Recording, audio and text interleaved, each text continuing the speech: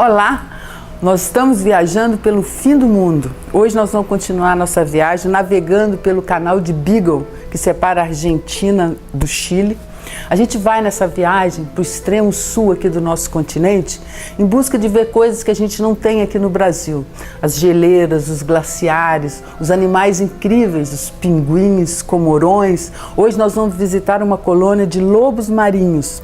Esses animais incríveis, né? A gente vai chegar bem pertinho deles. E eu acho muito legal pensar que a gente não precisa de cruzar oceanos e ir lá para o outro lado do mundo para fazer uma viagem exótica, ver essas coisas raras que a gente não tem aqui no Brasil. E depois a gente vai continuar vendo um pouco mais da cidade de Ushuaia, que é conhecida como fim do mundo, né? A cidade mais ao sul do mundo, mas nessa viagem eu fiquei sabendo que não é verdade. Na verdade, existe uma outra cidadezinha, Port Williams, do Chile, que é a cidade verdadeiramente mais ao sul do mundo. Solta aí, por favor, as imagens de hoje, Fernando. Navegando então no canal de Beagle, esse canal aí do extremo sul aqui do nosso continente, que separa a Argentina do Chile. Esse aí é o nosso barco, nosso guia. A gente saiu de Ushuaia nessa pequeno tour de algumas horas, onde a gente foi visitar as pinguineiras ali perto. Esse aí é o rancho Herberton, né? Herberton foi um dos primeiros colonizadores, catequizadores aí do sul da Argentina. Depois ele virou um criador de animais, ovelhas, gado. Deu uma nevasca de 20 dias sem parar, 60% dos animais morreram e ele então resolveu diversificar e fez então essa reserva, né? E permite que os turistas, que a gente chegue nessas pinguineiras e vai ver bem de perto esses animais maravilhosos. A gente agora aí vai continuar ali, essa é a cidadezinha Port Williams do Chile, a verdadeira cidade mais ao sul do mundo. Essa cidade ela está ficando muito famosa, ela tem apenas 2.500 habitantes, mas essas montanhas, o pessoal gosta muito de escalar essas montanhas, elas são diferentes. Então ela está uma cidade cada vez mais conhecida. Esse aí é o farol do fim do mundo, né? Muito famoso. E as pessoas, então, todo mundo aí aproveita para tirar fotos, um frio intenso. E essas ilhas todas têm animais, né? Os comorões, outros tipos de pássaros aquáticos. Esses comorões, eles são incríveis, né? Eles se parecem bastante, assim, à primeira vista, com os pinguins, mas, na verdade, eles são diferentes porque eles podem voar. O mais comum aí desses são o comorão rei, né? Ele tem uma crista, assim que parece uma coroa de rei. Eles são pássaros aquáticos, existem umas 40 espécies deles aqui no nosso planeta. Eles são considerados assim pássaros médios para grandes. E a maioria deles tem essas penas pretas, né? E eles são excelentes mergulhadores. Eles podem mergulhar até 45 metros. Esse farol aí, conhecido como farol do fim do mundo, ele na verdade não é aquele farol que inspirou o Alexandre Dumas no livro dele, né? No famoso Farol do Fim do Mundo.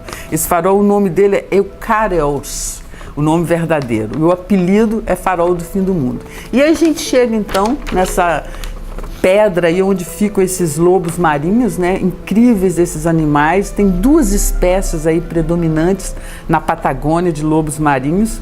Tem os mais escuros, que tem 2 pelos, que são os mais raros, né? Obviamente, porque eles são os mais caçados. Até 1980, esses animais estavam na lista dos animais com mais risco de extinção aqui no nosso planeta. Agora eles já não estão mais, assim, vamos dizer, tão ameaçados como antes, mas a gente sabe que todos esses animais, nós mesmos estamos ameaçados aqui no nosso planeta, infelizmente. Os mais comuns são esses lobos mais claros. Eles não têm tantos pelos como os de 2 camadas, né? Os de 2 camadas, ele tem uma camada de pelo mais curto e outras mais longos. Então, eles têm maior valor no mercado, obviamente. Eles são muito parecidos com as focas, alguns até os confundem com as focas, mas eles têm essas patas, né? Essas patas que permitem a eles subir aí nessas pedras, como essas aí. Eles mergulham até 100 metros atrás de alimentos. e a alimentação deles é fundamentalmente peixes e crustáceos, né? E a gente então chega aí bem pertinho desses animais incríveis, né? De uma linhagem muito antiga aqui no nosso planeta. A gente já viu, eu já vi até aqui em Florianópolis, às vezes chegam alguns, né? Lobo marinho, leão marinho, eles pegam uma corrente lá do sul e chegam até aqui a Florianópolis. Assim como os pinguins também. Mas é incrível poder estar assim, uma sensação muito legal, poder estar tão perto desses animais aí no ambiente deles, né? Ver eles assim tão tranquilos, eles não se assustam, né, com o ser humano. Essa viagem, né, essa excursão é uma excursão bastante assim sustentável, né? Tudo muito controlado, poucas pessoas, a gente não se aproxima demais deles para não assustá-los, para não estressá-los. Às vezes a gente vê também aí sobrevoando alguns condor, né? Que condor é um pássaro também muito famoso, muito raro de ser visto, e aí no sul é bastante comum a gente vê-los. Esses animais então são incríveis, né? Assim, aconchegados, pertinho, a gente vê ali o que parece ser uma família, né? Com os filhotes. E eles agora, eles vão, assim como os pinguins também, eles vão embora, eles não ficam aí o tempo todo. Tem a época, né, melhor para ver esses animais. Essa excursão, então, esse barco, a gente fica dura umas 7 horas essa excursão. A gente sai de manhã bem cedinho de Ushuaia. Tem vários barcos, embarcações que oferecem esse tipo de passeio. Mas geralmente elas ficam assim, todos no barco apenas essa excursão a gente pôde descer na Ilha dos Pinguins, caminhar com eles. As outras não tem permissão para descer na ilha, né? Como eu disse, é tudo muito controlado aí, né? Esse é um ambiente muito frágil, né? Que tem que ser tudo com muito cuidado. Esse passeio ele custa em média $150 por pessoa. Aí em Ushuaia, na verdade, não tem nada barato, né? Assim como os hotéis, restaurantes, mas é uma coisa maravilhosa a gente poder estar num ambiente desse, né? Uma coisa rara. Ali tem muitos barcos que vão para o Cabo Horn, né? Que está ali umas 200 milhas daí. Depois também tem a Antártida, né? O continente da Antártida, umas 1000 milhas, e ali a gente já está voltando para Ushuaia, a gente já vê a cidade ao fundo, né? Esse barco é um barco com toda segurança, o guia fala várias línguas, é uma excursão que eu recomendo, bem boa. E a gente vai tendo essas vistas incríveis, né? Essas paisagens lindíssimas com esses bichos maravilhosos. Esses aí são os comorões, é o que mais tem aí. Essa Terra do Fogo, então, é habitada por esses seres incríveis. Antigamente eram os indígenas que viviam aí. Esses indígenas, eles tinham uma visão mais do mar, né, do que da terra, na verdade. Olha que maravilhoso, gente. São milhares de pássaros, milhares. E a sorte também, a gente está num dia ensolarado, bonito como esse. Porque geralmente aí é muito frio, os dias são muito nublados. Agora no verão costuma até ter 18 horas de luz, mas durante o inverno são apenas 5 horas de dia, né? A maioria do tempo é fechado. Esse então é o porto de Ushuaia, é um porto bastante importante da Argentina. Muitos cargueiros passam por aí.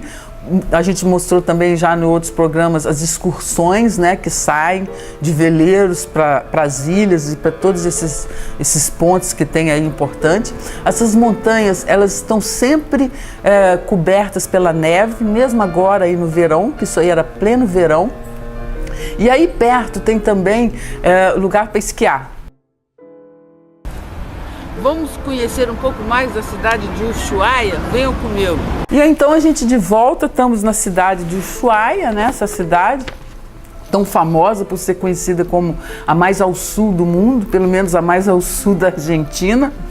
E essa Terra do Fogo, então, que é a província de Terra do Fogo, essa aí, ela é habitada desde 11 mil anos atrás.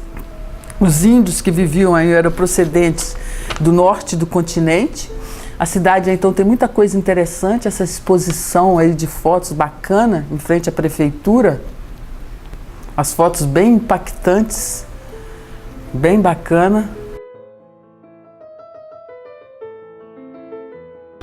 Essa exposição que está aqui no centro de Ushuaia é do Alexandre Abit, um artista aqui de Ushuaia, e ele é um cara que mora aqui há anos, apesar de não ter nascido aqui, é um orgulho aqui da cidade, pintor, muralista, e a gente vê na obra dele que ele tem assim, um profundo compromisso social. Viviam então esses índios, né, que eram procedentes do norte do continente na antiguidade, e eles, embora eles tivessem culturas particulares, esses índios eles eram muito semelhantes entre si, né? Caçadores, coletores, nômades, viviam em habitações extremamente rústicas, vestiam-se sumariamente, né? Às vezes nus, em pequenas comunidades autônomas, mas que estavam frequentemente em guerras.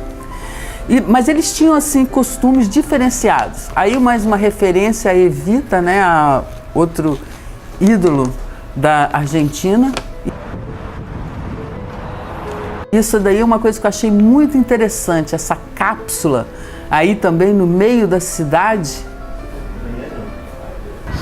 Olha só que interessante, aqui no centro de Ushuaia, de repente eu descubro esse monumento que é a cápsula do tempo, né? Aqui dentro tem uma cápsula, né, da Philco de aço, que contém lá dentro 6 vídeos. Esses vídeos foram gravados pelas pessoas daqui de Ushuaia, muitas pessoas que quiseram deixar mensagens dessa época para o futuro. Ela deve durar 500 anos. Então ela foi isso foi feito em 1992, e em 2492 eles vão quebrar esse monumento e tirar essa cápsula para as pessoas. E não estaríamos na Argentina se não tivesse uma manifestação, uma greve, que nem aqui no Brasil a gente está vendo aí, essa aí é uma manifestação, todos os problemas que a Argentina está passando, é uma greve dos professores. Esses são todos os mestres aí da cidade de Ushuaia que estavam fazendo essa greve aí esse dia. E assim a gente vai terminando o programa de hoje.